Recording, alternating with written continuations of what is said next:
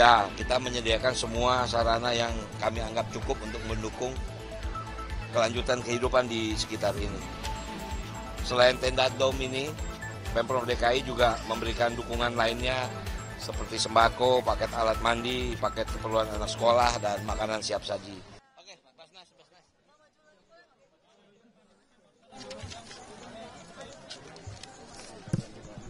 Oke ya. Oke, yuk. Assalamualaikum warahmatullahi wabarakatuh. Innalillahi wa inna ilaihi raji'un.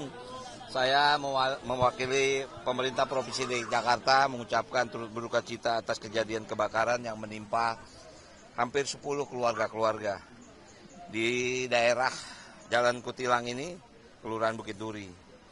Dari informasi yang kami terima, bangunan yang terbakar sebanyak 3 bangunan, di mana satu diantaranya merupakan tempat kos. Api diperkirakan berasal dari percikan api akibat kos listrik di sebuah kamar kos yang kosong. Terdapat 2 korban luka dan 4 korban jiwa. 2 korban jiwa diantaranya adalah anak balita dan 2 lainnya merupakan siswa sekolah dasar. Korban jiwa insya Allah telah diidentifikasi di Rumah Sakit Polri dan insya Allah hari ini akan segera dimakamkan. Sebagian ada di Menteng Pulo, sebagian ada permintaan keluarga yang akan dimakamkan di daerah Bogor.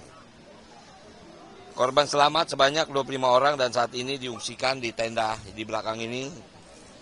Ya, kita menyediakan semua sarana yang kami anggap cukup untuk mendukung kelanjutan kehidupan di sekitar ini.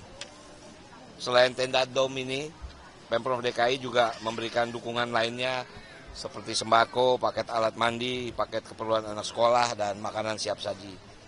Selanjutnya, sejalan dengan program Quick Win, kami juga akan mengoptimalkan gerakan kepemilikan APAR di setiap RT dan warga di Jakarta, serta monitoring berkala instasi listrik di kontrakan, rumah kos, dan tempat usaha. Karena pada dasarnya hampir 90% kebakaran yang terjadi di Jakarta ini diakibatkan dari korsleting listrik. Dan hampir rata-rata karena kelalaian kita. Yaitu banyak listrik itu stop kontak digunakan untuk mencas sekian banyak barang dan lupa mencabutnya. Itu mengakibatkan terjadi kepanasan dan terjadi gesekan.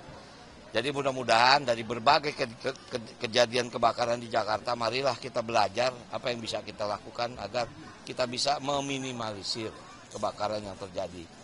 Jadi sekali lagi Pak Gub mengirimkan salam. Insya Allah beliau hari ini kembali ke Jakarta setelah hampir 1 minggu di New York.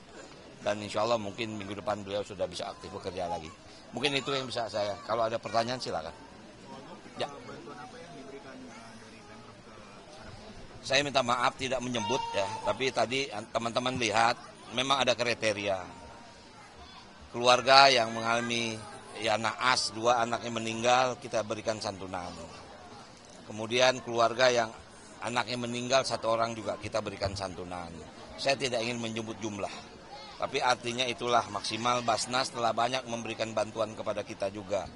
Nah kemudian saya mendapat informasi bahwa ada rumah terdampak. Insya Allah kita akan bedah rumah. Mudah-mudahan ibu yang meninggalkan tempat itu bisa melanjutkan kehidupan lagi. Tapi tentu saja bedah rumah baru bisa dilakukan apabila memang garis polisi sudah tercabut. Karena kan sekarang ini masih istilahnya masih pemeriksaan dari kepolisian. Nah, itulah yang memang langkah-langkah yang kita. Yang pasti tim kesehatan semua tetap sini, Dinsos semua tetap di sini sampai selesai masalah ini. Itu yang bisa kami lakukan. Oke? Ya. Tinggal ada 10 kakak yang terdampak begitu, apakah nanti didorong juga untuk mungkin direlokasi ke rusun-rusun begitu?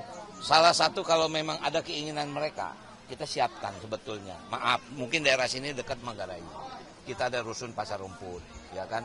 Dulu teman-teman juga tahu di situ sebagian juga mungkin di satu tower ada hampir 100 kakak yang juga akibat korban kebakaran. Mereka tinggal di rusun. Tapi itu kan kita nggak bisa maksa.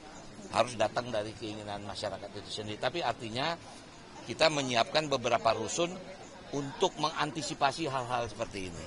Ya, jadi artinya keinginan. Sebetulnya kalau kita lihat, saya minta maaf lah. Saya mungkin agak nostalgia. Daerah ini saya apal sekali. Saya dulu SMA tinggal daerah sini, nggak jauh. Saya tinggal di Tebet Timur. Kemudian teman saya ada tinggal di sini. Saya pernah tinggal lama di rumah dia. Saya tahu sekali daerah Bukit Duri ini. Jadi ini ya wilayah mainan saya lah. Dulu terkenal daerah sini tukang asinan.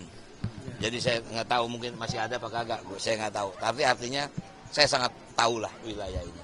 Ya, oke. Gimana? Ya kembali lagi tadi saya katakan ini lebih dibanyakan, tapi saya nggak ingin mengklaim ya. Artinya lebih kebanyakan karena kelalaian kita sendiri. 90% kebakaran di Jakarta diakibatkan korsleting listrik. Kita lihatlah karakter bangunan di sini. Kemudian kita lihat cabling saja seperti ini. Makanya nggak bisa saya katakan selain memang kita punya program memberikan APAR di setiap RT RW, tapi juga harus dari kesadaran masyarakat itu sendiri. Minimal kalau kelar misal masak nasi atau apa ngecas HP dicabut lah supaya nggak terlalu lama dia lama-lama akan panas juga itu ya. Kemudian karakter rumah banyakkan kayu segala itu realita yang terjadi di Jakarta kebakaran akibat itu. Nah itulah makanya minimal kita memberikan APAR kepada masyarakat. Tapi sebetulnya masyarakat juga harus lebih aktif untuk mempertahankan rumahnya masing-masing. Mungkin itu. Oke, makasih ya. Di sepanjang Jalan Gatot Subroto itu kan banyak sekali galian, itu kapan sih Bang selesainya? Galian apa? Galian-galian jalanan gitu di sepanjang Jalan Gatot Subroto sampai Pancoran di... Nah itu harus kita lihat. Ada galian pemerintah pusat, ada juga galian kita, itu mesti kita lihat. Itu ada yang buat limbah, ada yang buat cabling, itu mesti kita lihat. Berarti kapan selesainya? Harus segera selesai. Pak Gub juga mau segera selesai. Ya? Kan banyak Oke. korbannya Bang.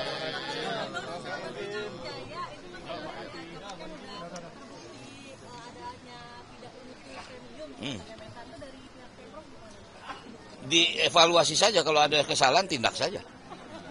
Ya, oke.